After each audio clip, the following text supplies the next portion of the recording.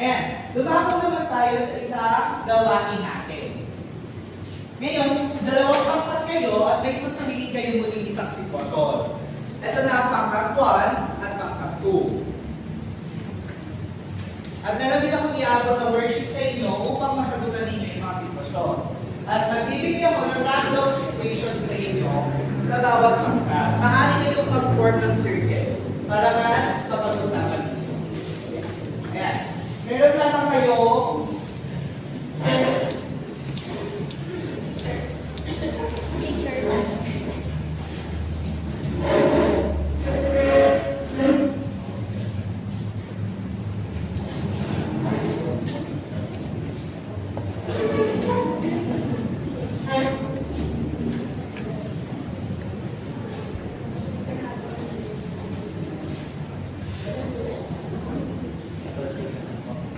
ayan. Ngayon, babaguhin natin ang instruction papaluto. I-rotate na lamang iyan sa loob ng 1 minuto.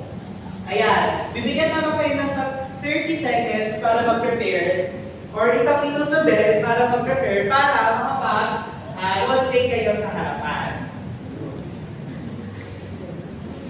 Ayan, handa na ba kayo, klase? Kaya bigyan ko lamang kayo ng 1 minuto para maganda. May isip ko siya lamang iyan. At sa tingin ko kaya din. Ayan. 1 minuto.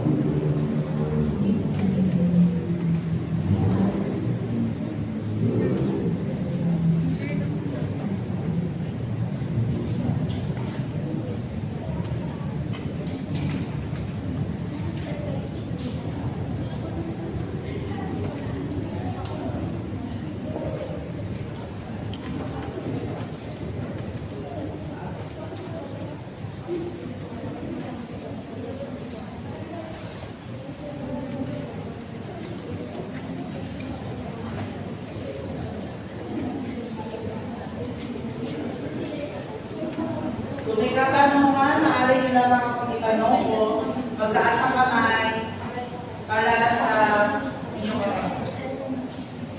Ayan, sa 5 seconds na lamang ang natitira.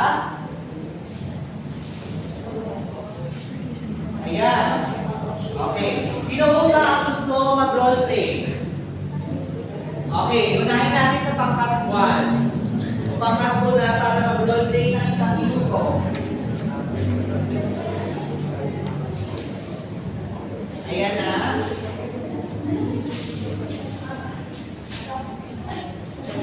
Okay. Your timer starts now.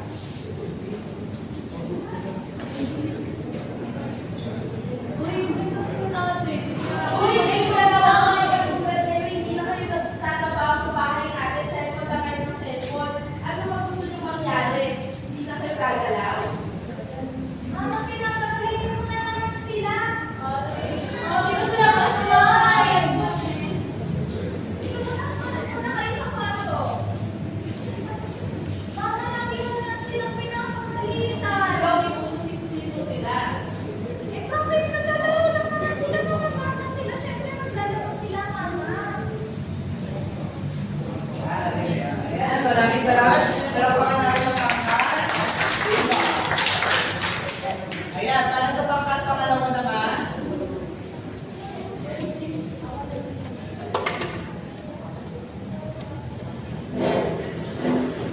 Okay, ang inyong mga